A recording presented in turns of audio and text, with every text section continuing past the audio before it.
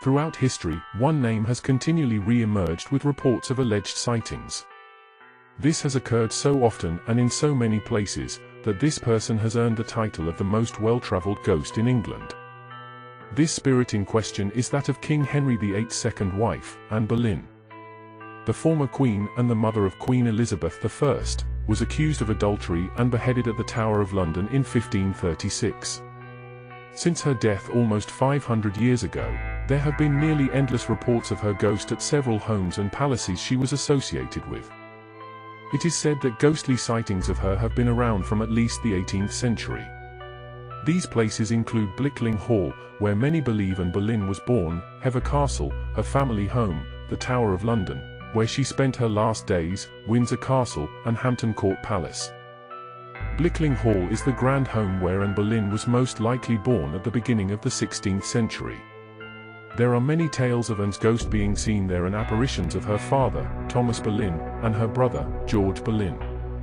One legend tells of a spirit seen on many occasions of Anne's father seated in a coach drawn by headless horses and driven by a headless coachman. The coach races along the country roads to the door of the hall, followed by a blue light. Still, another tale speaks of a headless male corpse said to be that of George Boleyn, which is itself sometimes also seen to be dragged across hedges and ditches by 4 headless horses. According to some versions of the legend, it is Anne Boleyn who instead occupies the coach. She is reportedly dressed in white, bathed in a red glow. She sits in the coach decapitated, with her bleeding head on her lap. Some versions say that as soon as the spectral vision reaches the door of the hall, it vanishes. Others assert that Anne walks through every room of the house. Some say that every year her spirit appears on the anniversary of her execution.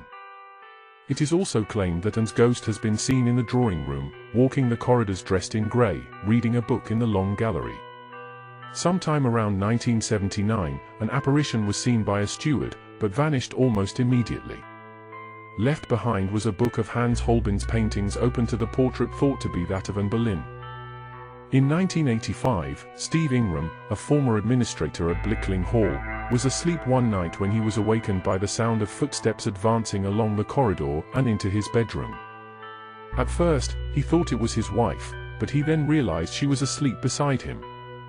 Mr. Ingram then turned on the light expecting to see someone at the end of his bed, but no one was there. It could almost be dismissed as a dream, but a colleague of Steve pointed out the date of the previous day was the anniversary of Anne's death. Another reported sighting of Anne's ghost occurred during World War II when a butler named Hancock had seen a woman wearing a long grey gown, with a white lace collar and white mobcap walking across the lawn to the lake. Hancock said he went and asked her if she was looking for someone, to which she mysteriously replied, "That for which I search has long since gone." Hancock glanced up at the house for a moment. When he turned back, the woman had disappeared. Predictably, there is also a story of Anne Boleyn's ghost being seen at her family home of Hever Castle.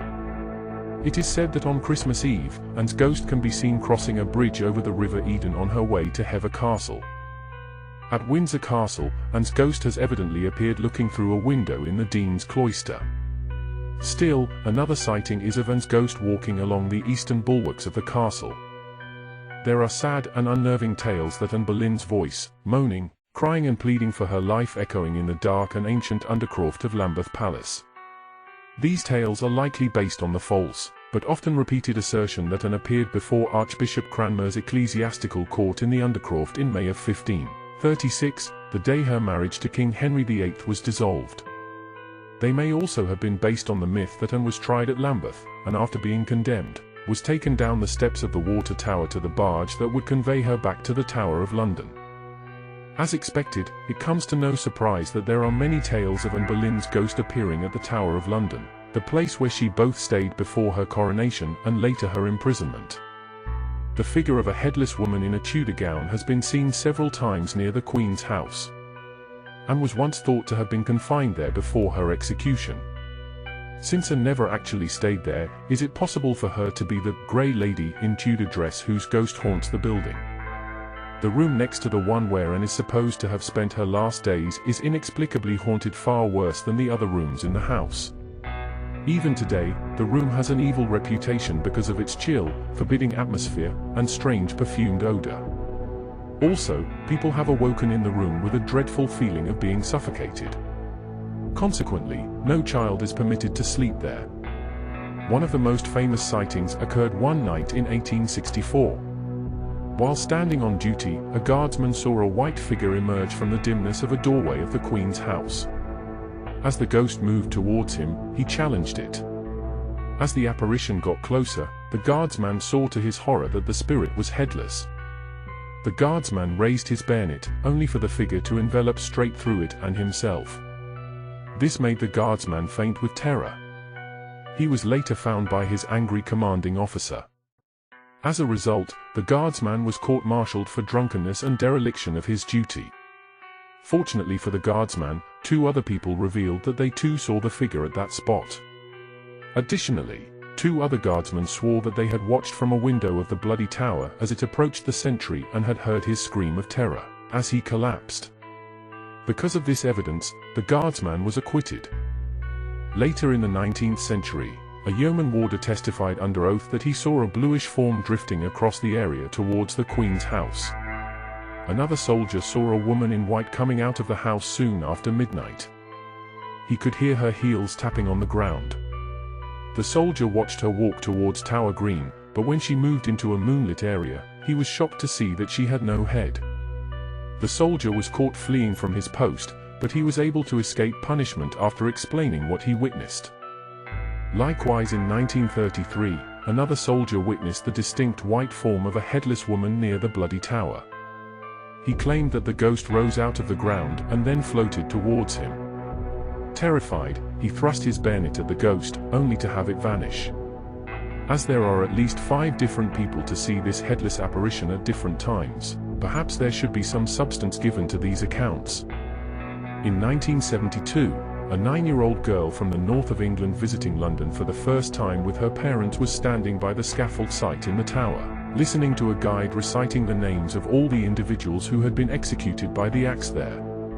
The girl, who had no prior knowledge of Anne Boleyn, said to her mother that she had not been executed by the axe but by the sword, and afterwards described in detail the Queen's last moments, even asserting that the executioner had removed his shoes to come up behind her unawares and behead her.